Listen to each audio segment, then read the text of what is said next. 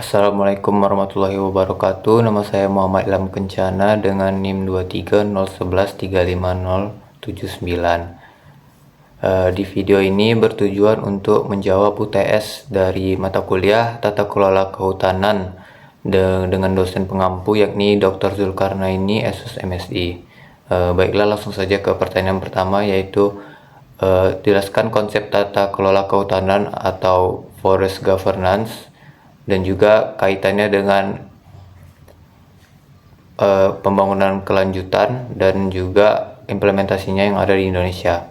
Menurut saya, tata kelola kehutanan atau forest governance itu merupakan keseluruhan sistem, yakni proses pengaturan, pengambilan keputusan, serta implementasi kebijakan dalam pengelolaan hutan yang melibatkan berbagai aktor. Di dalamnya itu mencakup aspek transparansi, akuntabilitas, dan juga partisipasi, serta penegakan hukum. Konsep ini sangat berkaitan dengan pembangunan berkelanjutan, yakni karena melibatkan antara ekonomi, sosial, dan juga lingkungan. Artinya, hutan tidak hanya dilihat sebagai sumber ekonomi seperti kayu atau lahan perkebunan, tetapi juga sebagai penopang kehidupan masyarakat dan penjaga keseimbangan ekosistem. Kalau implementasinya yang ada di Indonesia dapat dilihat pada program perhutanan sosial dan juga restorasi hutan. Misalnya melalui perhutanan sosial, masyarakat diberikan akses legal untuk mengelola hutan dengan tetap menjaga kelestariannya, sehingga mereka dapat memanfaatkan ekonomi tanpa harus merusak hutan. Hal ini juga menunjukkan bahwa tata kelola kehutanan yang baik dapat mampu mendukung pembangunan berkelanjutan secara nyata. Langsung pertanyaan kedua, yakni analisis peran aktor utama dalam tata kelola kehutanan, pemerintah, swasta, masyarakat, dan LSM, dan juga bagaimana interaksi antar aktor tersebut mempengaruhi keberhasilan pengelolaan hutan. Di sini saya akan menjelaskan fungsi dari pemerintah. Pemerintah berfungsi sebagai pembuat kebijakan, regulator, sekaligus pengawas dalam memastikan bahwa pengelolaan hutan sesuai dengan aturan yang berlaku. Pemerintah juga memiliki peran perencanaan tata ruang dan pemberian izin pengelolaan hutan. Berbeda dengan pihak swasta berperan dalam pemanfaatan sumber daya hutan untuk kegiatan ekonomi seperti industri kehutanan, perkebunan, atau tambang, sehingga mereka menjadi aktor penting dalam mendorong pertumbuhan ekonomi.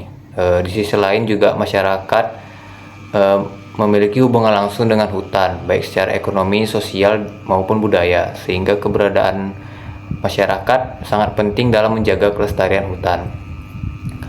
Kalau untuk LSM biasanya berperan sebagai pengawas independen atau advokat lingkungan. Ini dapat membantu memperkuat kapasitas masyarakat. Bagaimana interaksi antar aktor?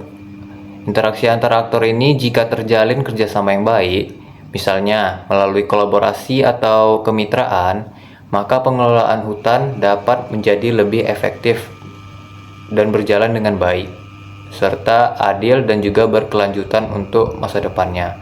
Namun, jika terjadi konflik kepentingan seperti kurangnya komunikasi atau dominasi salah satu pihak, hal ini dapat menimbulkan permasalahan seperti eksploitasi hutan yang berlebihan dan juga ketimpangan manfaat.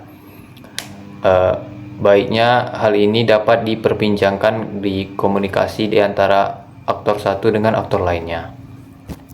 Selanjutnya pertanyaan nomor 3, yaitu analisis konflik tenurial dalam sektor kehutanan dan juga jelaskan penyebab, dampak, serta strategi penyelesaian menggunakan pendekatan kebijakan publik.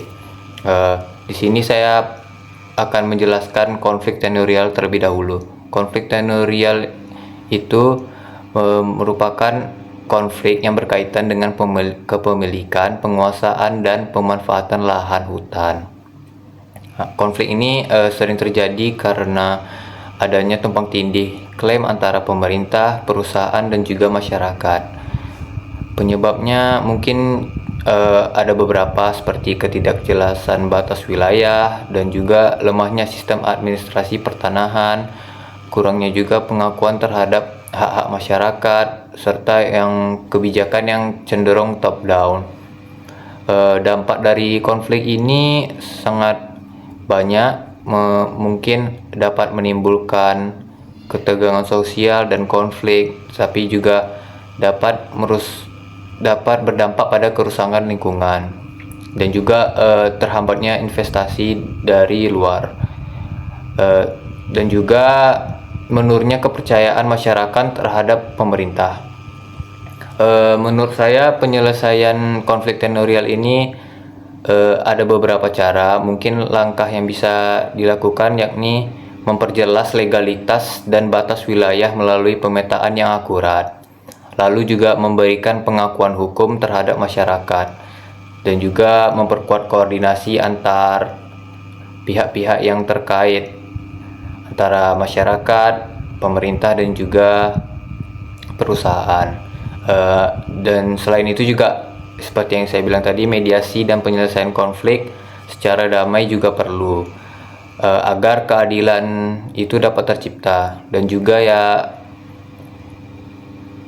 dengan begitu konflik teritorial dapat diminimalisir sehingga pengelolaan hutan menjadi lebih berkelanjutan dan juga memberikan manfaat bagi banyak pihak. Baiklah, segitu saja jawaban saya dari UTS Tata Kelola Kehutanan. Terima kasih. Assalamualaikum warahmatullahi wabarakatuh.